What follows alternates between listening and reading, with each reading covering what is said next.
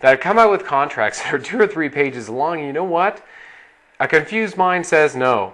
And so if you don't make this as crystal clear and as simple to understand, then anybody you're submitting an offer in is likely going to say no. So I like to keep it down to 3, 4, no more than 5 addendums on the contract.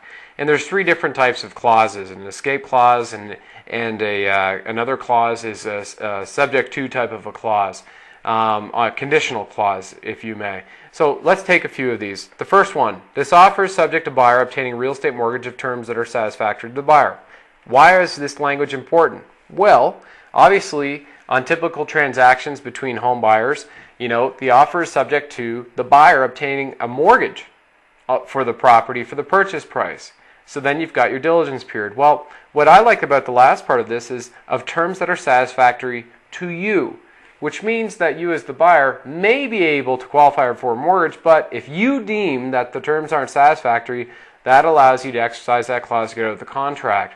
Secondly, this offer is further subject to buyer's approval of a satisfactory home inspection report to be provided in writing within 14 days of acceptance.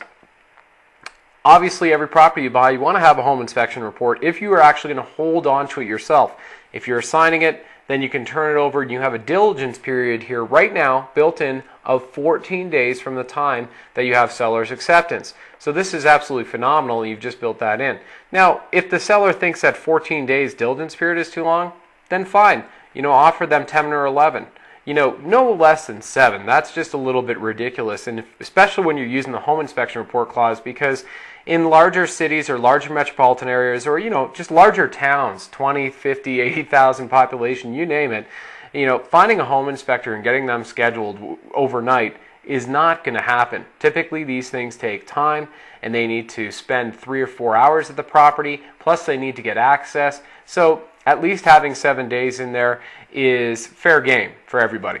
Let's take a look at the third one. This offer is further subject to the approval of buyer's partner and or assignees to be provided in writing within 14 days of acceptance.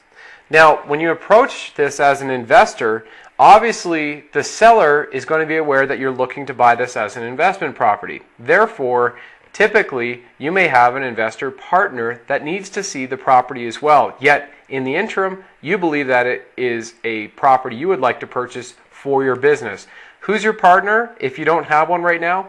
Well, who knows? You may not have one now at the time that you're putting this property on contract, but remember, with these clauses that you have in, you are not actually legally bound to take title to this property as of yet.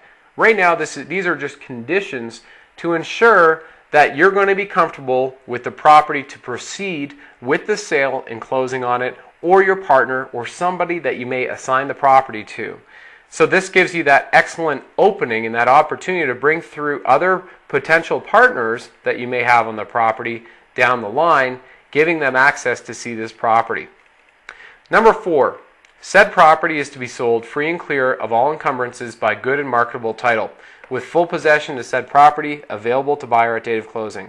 Basically, what you're saying here is that the seller is going to confirm that there are no liens against the property.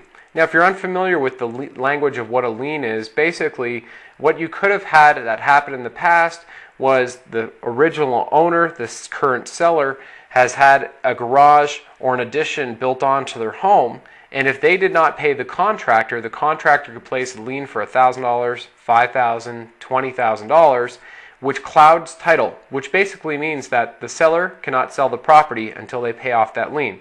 So they're actually going to commit to the fact that this is to be sold to you free and clear, unencumbered, so there's no surprises down the road. Number 5, the parties agree to execute a standard purchase and sales agreement according to the terms of this agreement within 14 days of acceptance of this offer.